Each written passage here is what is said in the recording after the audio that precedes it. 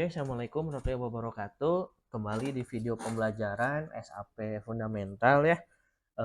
Sekarang modul keempat yaitu terkait dengan logistik procurement. Kita akan membicarakan. Oke, yang pertama adalah logistik.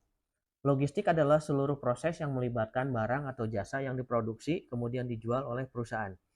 Mulai dari persiapan sebelum produksi, proses produksi itu sendiri sampai ke penjualan. Logistik di dalam SAP itu mampu mengcover proses bisnis. Yang pertama adalah procurement itu sendiri, sales order management, dan yang ketiga adalah manufaktur. Kita lihat di sini adalah procurement merupakan persiapan dan pembelian bahan baku atau barang dagangan. Sementara sales order management adalah proses yang berkaitan dengan penjualan barang. Dan terakhir adalah manufaktur, proses yang berkaitan dengan produksi barang. Oke, di sini ada beberapa tahapannya. Nah, kita akan membicarakan yang pertama yaitu procurement. Procurement adalah proses persiapan bahan baku untuk diproduksi seperti penentuan dan pembelian bahan baku. Yang kedua, procurement dilakukan sebelum manufaktur dan juga sales atau penjualan. Procurement dibagi menjadi 8 tahap. Nah, ini dia. Oke, yang pertama adalah demand determination. Kita tentukan dulu bahan baku yang dibutuhkan. Pihak manajemen atau departemen perencanaan perusahaan menentukan barang yang akan diproduksi pada satu periode dan menginventarisir seluruh bahan baku yang dibutuhkan untuk proses produksi tersebut atau yang kita kenal dengan yang namanya MR atau Material Request. Tahap yang kedua adalah source determination, menentukan sumber pengambilan bahan baku, supplier atau vendor. Berdasarkan material requirement, perusahaan mensurvei supplier bahan baku dengan melihat pada catatan perusahaan atau meminta informasi pada para supplier bahan baku mengenai ketersediaan, harga, kualitas bahan baku, dan jangka waktu pembayaran. Yang ketiga adalah supplier selection atau memilih supplier bahan baku. Informasi yang didapat pada langkah kedua kemudian diolah untuk menentukan supplier yang paling ideal untuk menyediakan bahan baku. Dan keempat adalah purchase order creation, membuat pemesanan bahan baku. Setelah supplier ditentukan, perusahaan membuat surat pemesanan atau PO bahan baku yang dibutuhkan pada supplier, sekaligus menentukan penjadwalan penerimaannya, tanggal dan lokasi gudang jika ada. Yang kelima adalah order monitoring atau memonitor pesanan. Memonitor kondisi pesanan, proses pengantaran, dan sebagainya pada interval tertentu. Di sistem SAP akan muncul reminder untuk mengingatkan jadwal sampainya pesanan bahan baku berdasarkan PO yang telah dibuat. Langkah yang keenam adalah good receive atau penerimaan bahan baku ke gudang. Pesanan bahan baku telah datang, bagian gudang akan memeriksa kondisi dan toleransi, kekurangan, kelebihan, atau kerusakan bahan baku. Kemudian membuat surat penerimaan barang atau GR atau good receive.